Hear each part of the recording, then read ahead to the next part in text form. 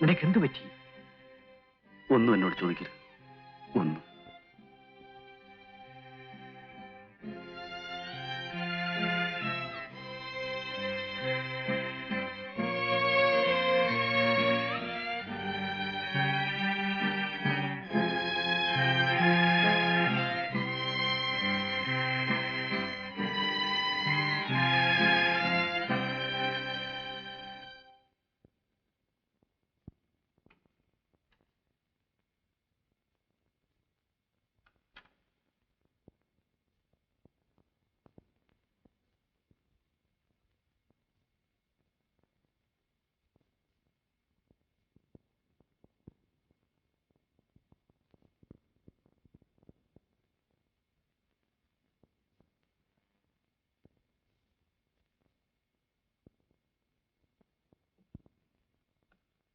ലതേ,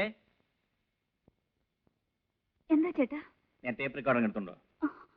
അതിന് ഞാൻ tape on ചെയ്തില്ലല്ലോ ചേട്ടാ. പോയി എടുത്തുണ്ടോ?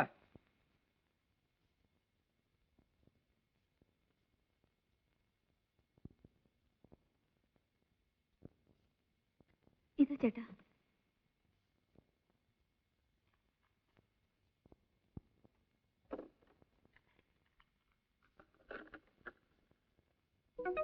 ദേവി നിൻ രൂപം ശിശിരമാസ കുളിരാവിൽ, ദേവി നിൻ രൂപം ശിശിരമാസ കുളിരാവിൽ കാണാനായോമലേ ഗാനമായി നിൽപ്പൂ ഞാൻ.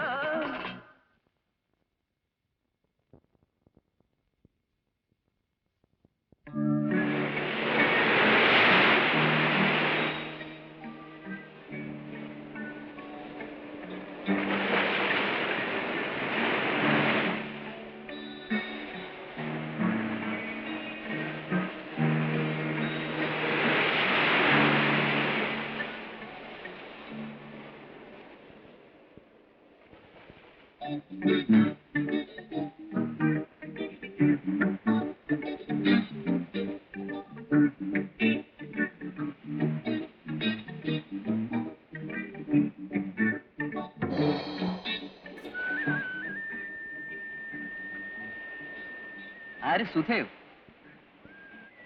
ഇതാണ് എന്റെ ഗേൾഫ്രണ്ട് ലത. നോക്കൂ, എത്ര സുന്ദരിയാണെന്ന്.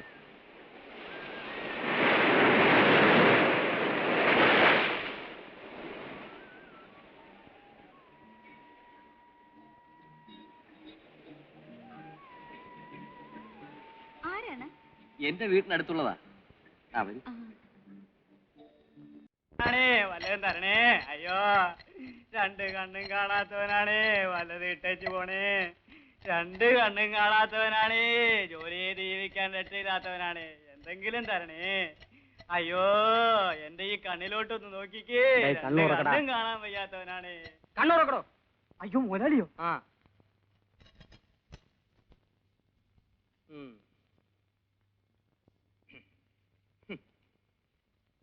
എന്താണോ കളക്ഷൻ കുറവ്? ഇരുന്ന് വിളിയടോ. വിളിക്കാം മുതലാളി. രണ്ട് കണ്ണും കാണാൻ വയ്യാന്ന് വിളി. കാണാൻ വയ്യേ. രണ്ട് കണ്ണും കാണാൻ വയ്യാന്ന് വിളി. രണ്ട് കണ്ണും കാണാൻ വയ്യേ. തന്നെ ഡിസ്മിസ് ചെയ്തളായി. അയ്യോ, തളർന്നു പോയ കാലാണ്, വല്ലതും തരണേ. അയ്യോ, തളർവാദം പിടിച്ച കാലാണ്. എന്തെങ്കിലും കൊടുക്ക് ചേച്ചി. പെങ്ങളെ. അയ്യോ, ഞൊണ്ടിയാണ് പെങ്ങളെ. അയ്യോ, അച്ഛനമ്മമാരെ. അച്ഛനില്ലല്ലേ, പോട്ടെ. അയ്യോ, തളർന്നു പോയ കാലാണേ, വല്ലതും തരണേ. അയ്യോ, തളർവാദം പിടിച്ച കാലാണ്. മുതലാളി കൊണ്ടിയാണോ പറഞ്ഞ എഴുതാക്കാൻ ആളുകൾ തല്ലി കൊല്ലും.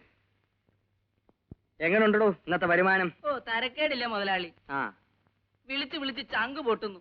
ഒരു ടാപ്പ് റെക്കോർഡർ എനിക്ക് വാങ്ങിച്ചു താ മുതലാളി. ഓ, നിങ്ങൾ 10-15 ഉലുവാ തരും, കിട്ടുന്നത് പാതി താൻ വെട്ടിക്കും.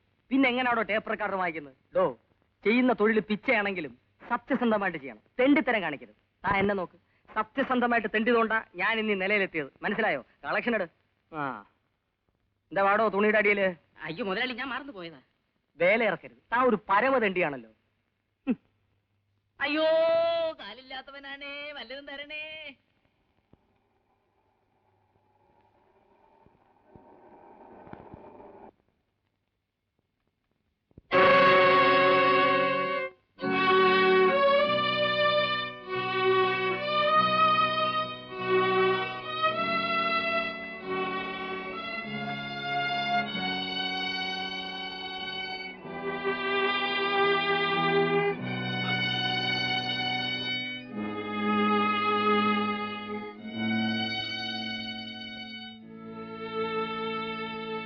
എന്താ വില?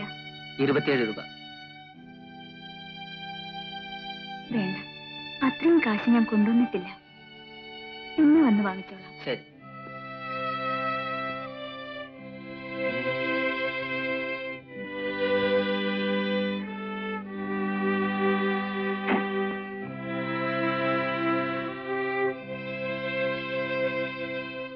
മരുന്ന് വാങ്ങാൻ കാശ് തികഞ്ഞില്ല.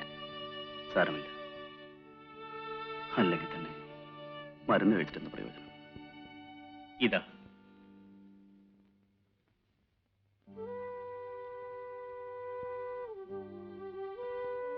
വേണ്ട, ഞാനിങ്ങനെ മരിച്ചോളാം.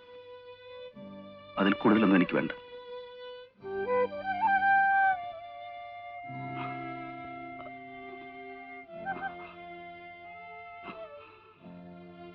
ജയൻ, നിനക്ക് എന്തു പറ്റി?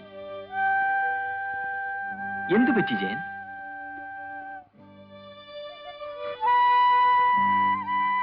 ഒരു കാർ ആക്സിഡന്റ്. കാലിനാണ് ചതവ് പറ്റിയത്. കുറെ കാലം ആശുപത്രി കിടന്നു. ഇതേവരെ സമ്പാദിച്ച എല്ലാ പണവും ഈ കാലിന് വേണ്ടി ചെലവാക്കി. എല്ലാ സ്പെഷ്യലിസ്റ്റിനെയും കണ്ടു. ഒരു ഫലവും ഉണ്ടായില്ല. ആ ഇടവേളയിൽ പുതിയ ഗായകർ കയറിപ്പറ്റി. അവരാധിപത്യം സ്ഥാപിച്ചു. ഞാൻ ഈ നിലയിലെത്തി. സ്റ്റേജ് പ്രോഗ്രാമിനെങ്കിലും ആരെങ്കിലും വിളിക്കുമെന്ന് വിചാരിച്ചു. പക്ഷേ അവർക്കും വേണ്ടത് ഗ്ലാമറിൽ ഇന്നത്തെ പ്രതിഭകളെയാണ്. എനിക്ക് ദുഃഖമില്ല.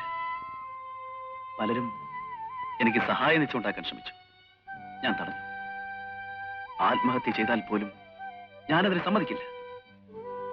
തെരുവിൽ പോയിരുന്നു പാടിയാലും എനിക്ക് 5-6 രൂപ കിട്ടും. അതുകൊണ്ട് ഞങ്ങൾ ജീവിക്കും. എന്റെ ശബ്ദവും ഹാർമോണിയം ഉള്ളിടത്തോളം കാലം എനിക്ക് ആരുടെയും സഹായത്തിന്റെ ആവശ്യമില്ല. ഇങ്ങോട്ട് വരുമോളെ. ചെല്ലുമോളെ.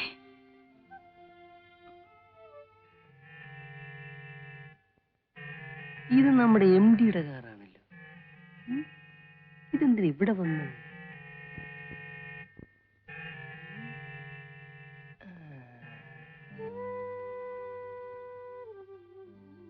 എന്നാ മോളെ വെച്ചോളൂ.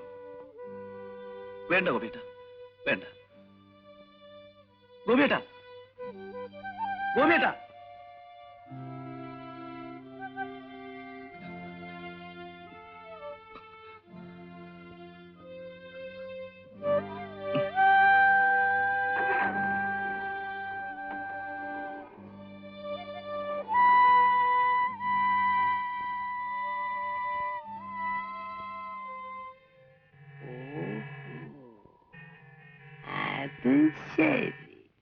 അങ്ങനെ ആവില്ല.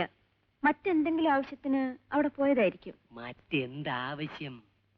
കാലില്ലാത്ത ഒരു പാട്ടുകാരൻ, അയാളുടെ സുന്ദരിയായ ഭാര്യ. വേറെ എന്തിനാ അവിടെ പോണത്? അല്ല, ഞാൻ എന്റെ ഒരു സംശയം പറഞ്ഞതേ ഉള്ളൂ കേട്ടോ. എന്തോ എനിക്ക് വിശ്വാസം വരുന്നില്ല. തങ്കംപിള്ള അപവാദമൊന്നും പറഞ്ഞുണ്ടാക്കരുത്. ഇത് നല്ല കഥ. ഇത് അപവാദമാണ്. വേണമെങ്കിൽ വിശ്വസിക്കാം, അല്ലെങ്കിൽ വിശ്വസിക്കാതിരിക്കാം. അത്രേ ഉള്ളൂ. ഇതിലിപ്പോ എനിക്ക് വല്ല കാര്യമുണ്ട്?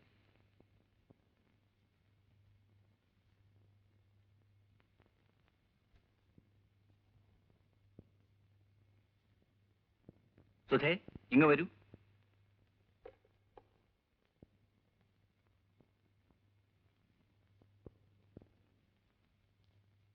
എന്താണ് സർ? ഇതൊന്ന് ടൈപ്പ് ചെയ്തുകൊണ്ട് വരൂ.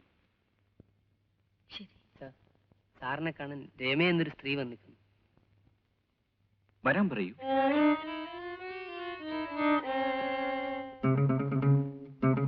സുധ പോയി ടൈപ്പ് ചെയ്തുകൊണ്ട് വരൂ. Yes sir.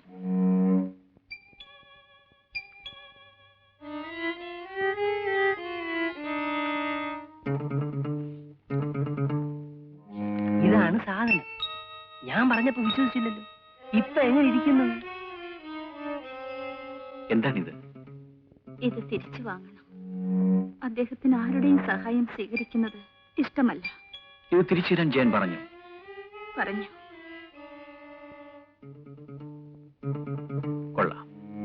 തെറ്റിദ്ധരിക്കരുത്. ആവശ്യമുള്ളപ്പോൾ വാങ്ങിക്കൊള്ളാം. ഇപ്പൊ ആവശ്യമില്ലേ? ഇല്ല.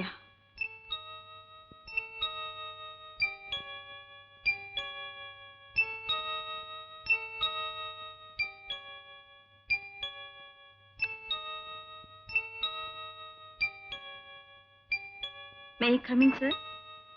വരൂ സുധേ. എന്താ പതിവില്ലാത്ത ഫോർമാലിറ്റി? അനുവാദം ചോദിച്ചു വേണോ അകത്ത് വരാൻ? ചിലപ്പോൾ. എന്താ സുധയുടെ മുഖം പാടിയിരിക്കുന്നത്? ഒന്നുമില്ല സർ. ലെറ്റേഴ്സ് ടൈപ്പ് ചെയ്തു. പറയൂ സുധേ, എന്താ മനസ്സുള്ള തുറന്നു പറയൂ. ഇതുവരെ എന്റെ ഭർത്താവിനെ കുറിച്ച് മാത്രമേ തെറ്റിദ്ധാരണ ഉണ്ടായിരുന്നുള്ളൂ. ഇപ്പോൾ പുരുഷന്മാരെല്ലാം ഇങ്ങനെയാണോ എന്ന് സംശയിക്കേണ്ടിയിരിക്കുന്നു. എന്താ അങ്ങനെ തോന്നാൻ? ഓരോന്ന് കാണുമ്പോൾ അങ്ങനെ തോന്നിപ്പോകുന്നു. രമയെ പറ്റിയാണോ സൂചന? എങ്കിൽ സുധയ്ക്ക് തെറ്റി. രമ ആരാണെന്നറിയാമോ? അറിയാം. കാലില്ലാത്ത ഒരു പാട്ടുകാരന്റെ ഭാര്യ. മുഴുവനും ഞാൻ തന്നെ പറയണോ? പറയൂ. ഇപ്പോൾ സാറിന്റെ കാമുകി. അല്ല, പിന്നെ അവളാണ് എന്റെ ഭാര്യ.